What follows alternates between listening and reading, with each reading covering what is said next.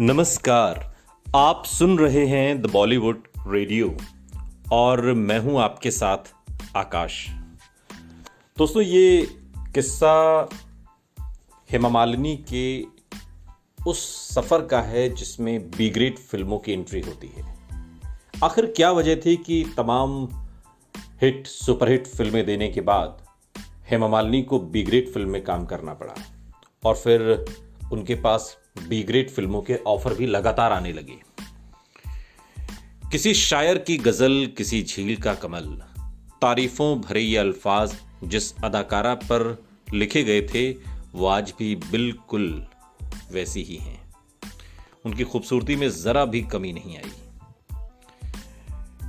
1972 में शरारती अंदाज वाली गीता जब 54 साल की उम्र में बागबां, जो कि 2003 में आई, अमिताभ बच्चन की पत्नी के रोल में नजर आई तो भी उनकी खूबसूरती का अंदाज बिल्कुल वैसा ही था जैसे जवानी के दिनों में हुआ करता था। जरा भी उसमें बदलाव नहीं। बॉलीवुड की यही ड्रीम गर्ल पद्मश्री हेमा मालिनी का अपना एक शानदार फिल्मी करियर रहा।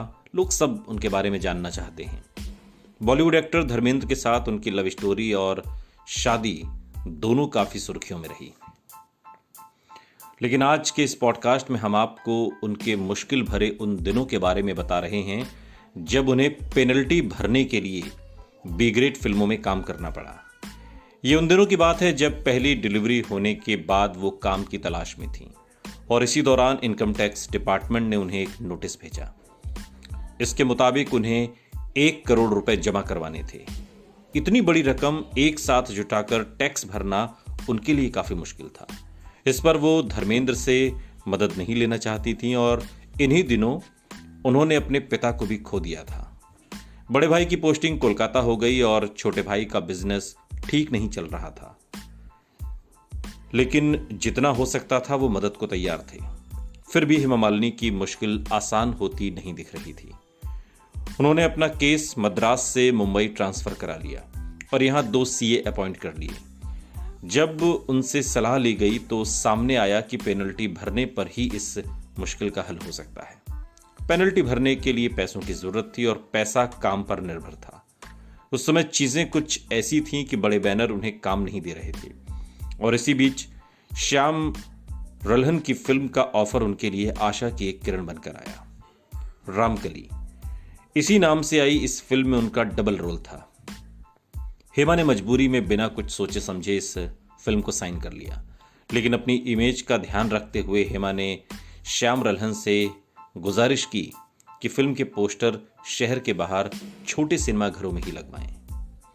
इस फिल्म की सफलता के बाद दूसरे बी ग्रेड फिल्म मेकर्स ने भी ए लिस्टर हेमा मालिनी को अप्रोच करना शुरू कर दिया और उन्हें साइन करने उनके बंगले पर पहुंच जाया करते थे। हेमा को ये बिल्कुल अच्छा नहीं लगता था, लेकिन मजबूरी में उन्हें ये फिल्में भी करनी पड़ी और इसके अलावा उन्होंने डांस शोज भी किए और करीब 10 साल की कड़ी मेहनत के बाद आखिरकार वो पूरी पेनल्टी भरने में कामयाब रही। जिंदगी कभी कभी ऐसे मोड़ पर भी ले आती है। सुनते रहिए द बॉलीवुड रेडियो, सुनता है सारा इंडिया।